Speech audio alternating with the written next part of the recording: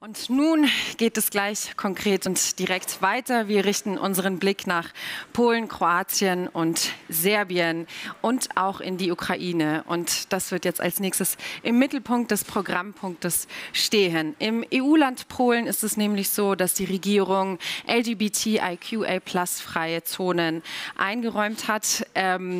In Kroatien fehlen jegliche gesetzliche Regelungen an gesellschaftlicher Akzeptanz und in Serbien und oder der Ukraine gibt es fast überhaupt keinen legalen Rahmen zur Gleichstellung von Lesben, Schwulen, Bi, Trans und Inter.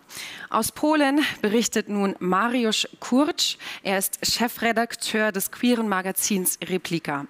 Anita Koziol vom CSD-Organisationsteam engagiert sich seit langem zu Migrationsfragen in Bezug auf die LGBTIQA+-Community und kennt sich speziell in Kroatien und Serbien sehr gut aus. CyivPride, Partnerpride des CSD München, ist auch mit dabei, mit Stanislav Mishchenko. Ich wünsche viel Spaß, den Blick nach Osteuropa.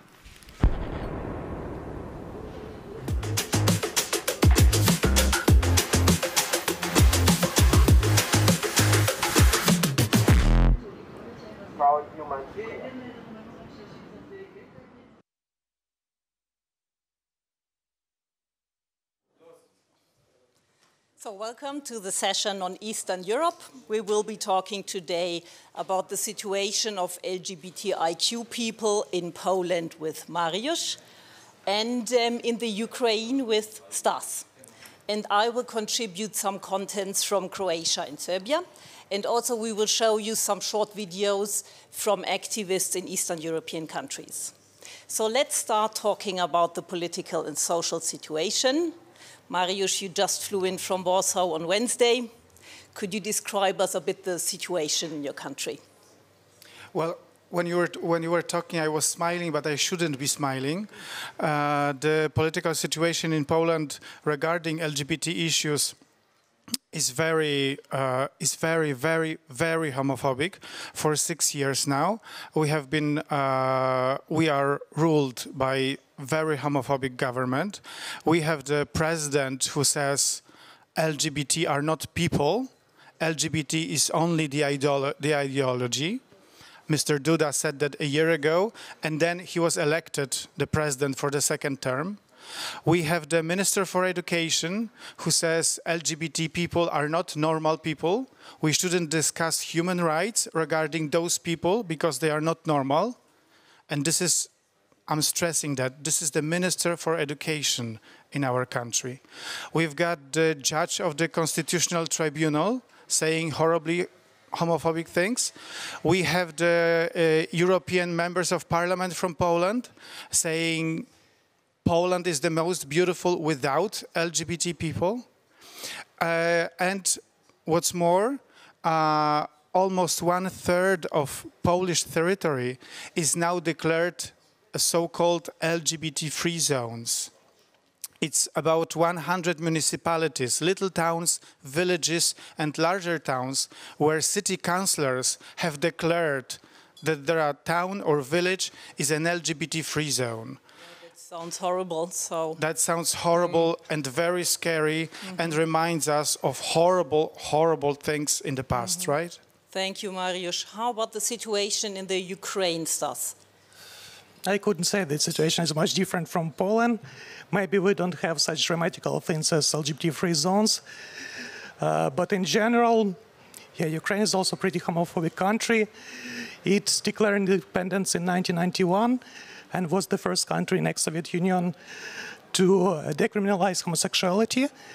But basically that was it for 20 years, and nothing has changed. Only last several years, the situation is improving a bit, but unfortunately we have not very pleasant background for this, not very supportive background. We have Russian aggression, we have annexation, we have poverty. Ukraine is basically one of the most poor countries in Europe. So to talk about acceptance and tolerance, it's complicated in such a stressed country and traumatized country. But under these circumstances, Ukraine is doing pretty well. But if you compare it to Western European country, yeah, there's still many things to do and the way to go. Okay, so a long way to go. Yeah. I'll contribute some insights from Croatia. So in Croatia, the country had to adapt the laws to the European standards, so this is a bit better now. However, there is still discrimination, and we've brought along a film where Nikolina from Split Pride describes the situation. So let's please take a look at that film.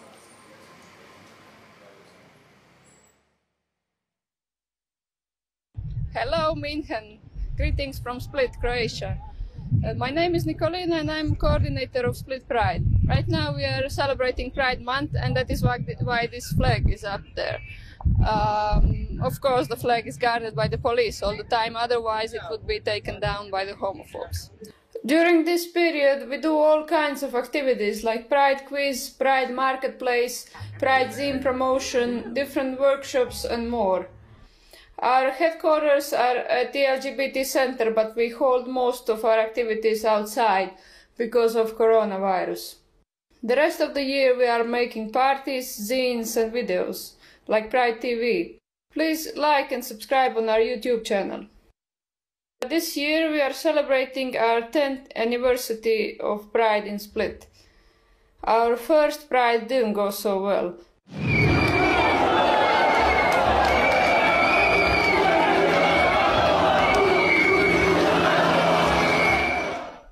But things have changed within these 10 years, and now it looks more like this. This year, Pride in Split will be held on July 17. So wish us luck. Follow us on Facebook and Instagram.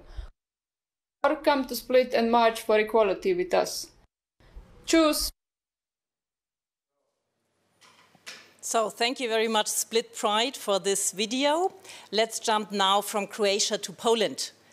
Mariusz, you had the Pride in Warsaw 3 weeks ago with thousands of participants. Could you please describe a bit the development of Prides in Poland? Okay. I attended, of course, this Pride 3 weeks ago, and it was the 20th Pride in Warsaw. So it's been 20 years, and there is a big progress. Because in 2004 and 2005, for example, we had forbidden prides. Now it's no longer allowed for prides to be forbidden, and there are thousands of people in Warsaw. 2 years ago it was 80,000 people. This year it was much fewer because of the pandemic. However, the prides in Warsaw are safe and are joyful celebrations. But outside Warsaw, in smaller cities, especially in the east of Poland, it's not safe to attend Pride, and this is where you feel you have to be really an activist to fight for freedom and for equality.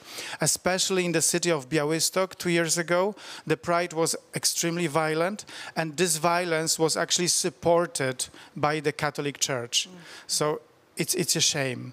So it also shows that we have a lot of progress to make, especially outside Warsaw and other big cities. Okay, thank you, Mariusz. Stas, you are a board member of CyivPride. Yeah. Could you please describe the development in the Ukraine? Well, first I will start from the fact that my first real Pride, which I have attended, it was Warsaw Pride in 2012. So I was really inspired by this Pride, and I thought that if Warsaw, our neighboring country, can do this, then we in Ukraine can do this as well. Yeah, CyivPride was started in 2012, and it helped. Munich helped a lot to support CyivPride, to kickstart it. At the beginning, in 2012, we were not able to hold the event because of lack of police protection, but the next year, in 2013, we had first 150 meters of freedom, as we call it, and it was supported by Munich, and Maya Monetseda was with us, and also a big group of Munich community. Since then, there were ups and downs. There were like really complicated pages with beating of people on the Bologna streets. But last offline Kyiv Prides were pretty big, about 8,000 people.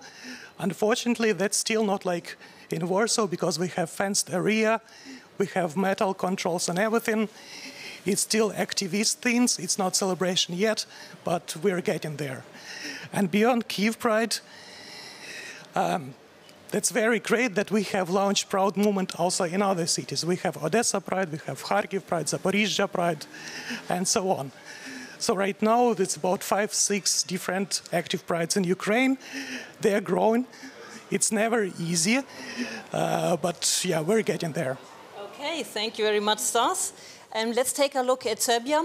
In Belgrade, queer groups are still fighting for human rights. What is a great highlight news really is that the European Pride will take place in Belgrade in 2022. So this will be a great opportunity to raise visibility. Let's look at a film now from Serbia with Goran. Goran is human rights advocate and also organizer of the Belgrade Pride, and he describes the situation there.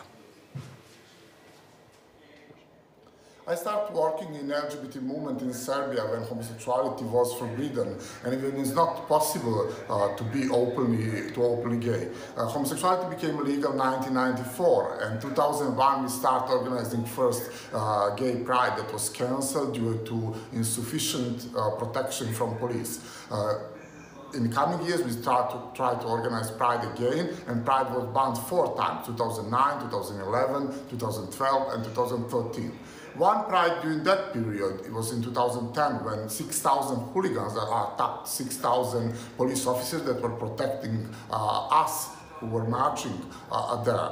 That's why police, after that year, banned Pride 3 times. Since 2014, we are organizing Pride normally. There is less and less police every year. It's more free, and it's much better than before. So this is some kind of dreams come true story, and we are now waiting for Europride 2022 that will happen next year in Belgrade. So all of you are welcome to join us in Belgrade. Okay, thank you, Goran, in Belgrade. We have now talked a lot about challenges, about problems, and now we want also to talk about successes. And yeah, Mariusz, you are chief editor of the only queer magazine in Poland called Replika. Replika is very successful, has a lot of also social media channels with a lot of followers. Could you please talk about the success of it? Okay, so Replika, this is my magazine. Replika was established in 2005, and for the last 3 years, or maybe 4 years, we have been experiencing a great success. I think the more homophobic the government is, the more people realize that you have to engage, you have to be active, and you have to be informed. And to be informed, you have to stick with Replika. And that's why the number of our subscribers is on the rise for the last 3 years. Actually, it has tripled over the last 3 years. Before we were able to distribute our magazine only in the clubs, now we are distributing Replika in our chain stores in Poland. So we are available almost everywhere. That has been a great success story. That's really great news. Thank you so much. Stas, you told me you didn't really have a big bang in the Ukraine. However, you are happy about some smaller successes. What are they? Yeah, I must say we must be realistic. We understand that Ukraine is a homophobic country with complicated background, and we can't expect that Ukraine, out of blue, accept marriages or whatever. But at the same time, we have small windows of opportunity when we can change small things.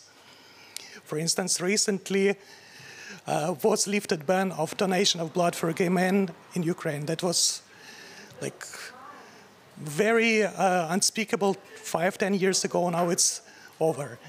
We have a new procedure for transgender transition. We have coming out of people who are not afraid publicly to come out. Like this week, there was coming out of singer from Eurovision, Melovin. He came out as bi on the stage of biggest Ukrainian festival.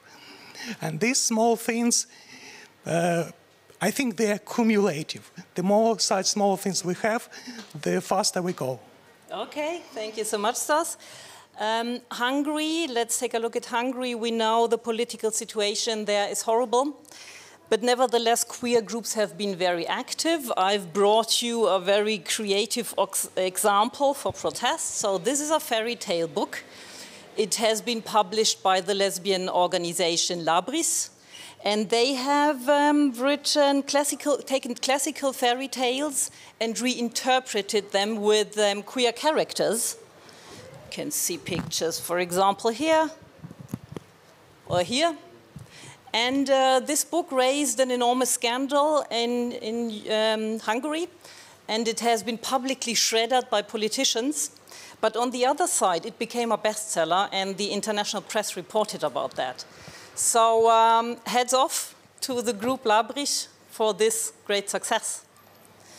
And now, in the end, I would like to take a look at Slovenia. We have a documentary from lovely Salome. So Salome is the first transgender activist, drag actor and singer in ex-Yugoslavia who came out already in the 80s. And she had a really tough start, but it's also a success story because she now achieved big success and popularity. So let's watch the story of Salome.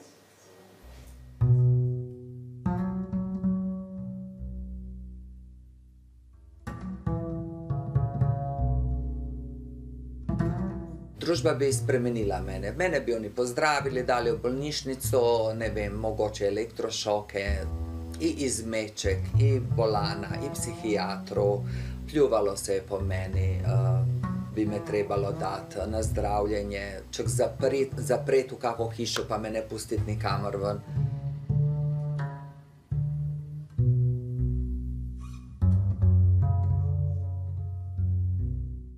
Da sem zaživela prvič kot ženska, sem pač morala iti za pusta kot punčka oblečena ven.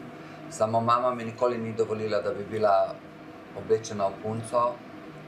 Rekla, ti se lahko oblečeš v kavboja, v kuhara. V punco pa ne. In potem sem morala mamine oblekice in sestrine krasti skrivati en mesec pred pustom. In je skrila pod stopnice. Pa je mama prišla na vrata, pa je trkala, odpri vrata.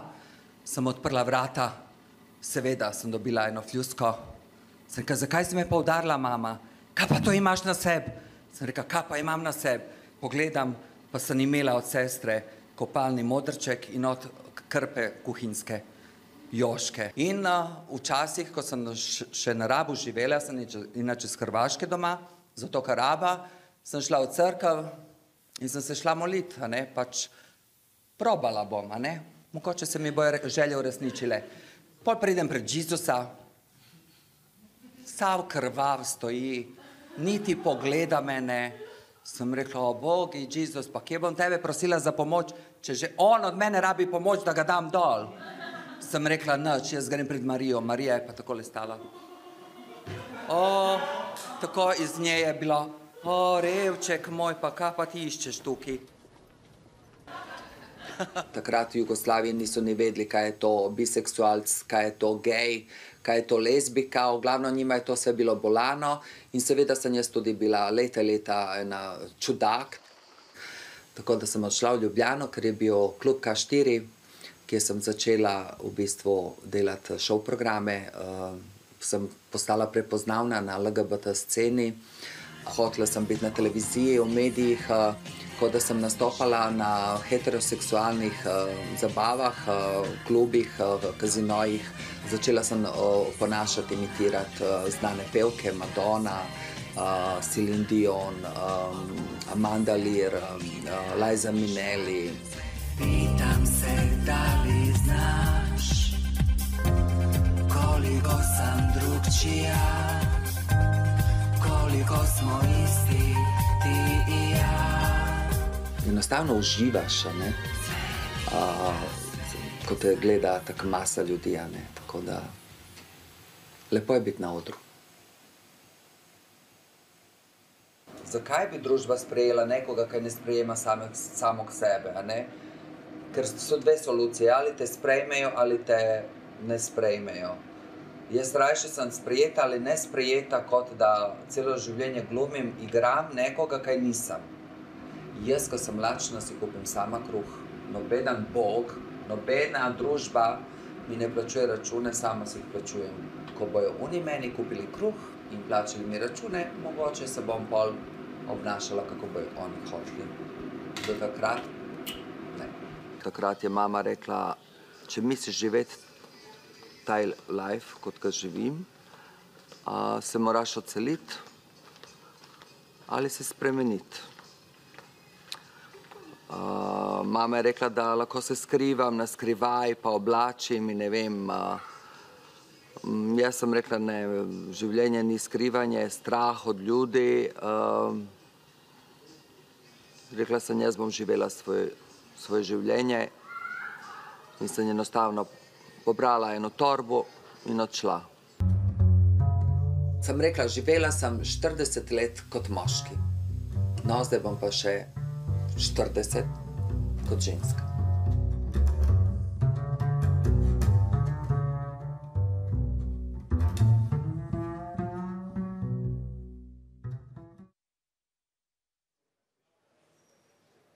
So, thank you, dear Queen Salome, for providing this video.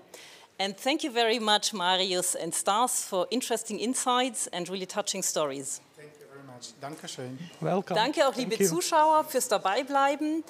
Wir machen bald weiter mit dem Thema queere Eltern. Bleibt dran. Hallo, ich bin der Stefan und wir sind die SAG. Wir machen HIV- und STI-Prävention in München. Und das ist für Männer, die Sex mit Männern haben. Wir wollen, dass ihr gesund bleibt. Und Happy Pride. Und jetzt zurück zum CSD-Livestream.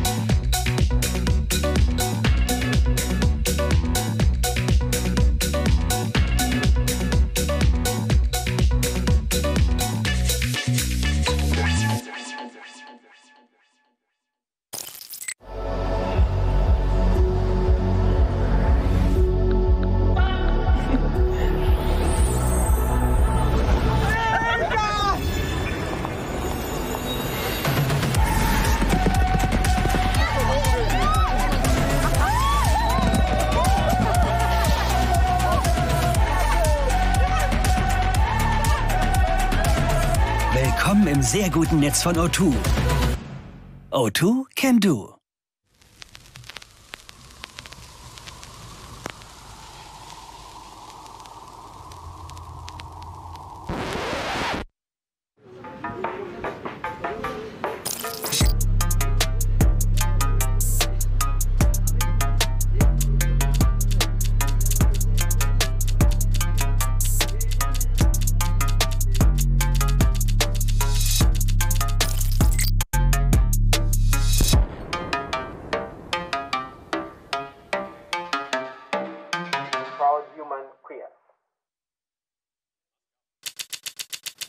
Hi, my name is Sandra Simovic and I'm the Israeli General Consul here in Munich. I'm very happy and proud to be the 4th year here at the CSD Pride. And now you're watching CSD live stream.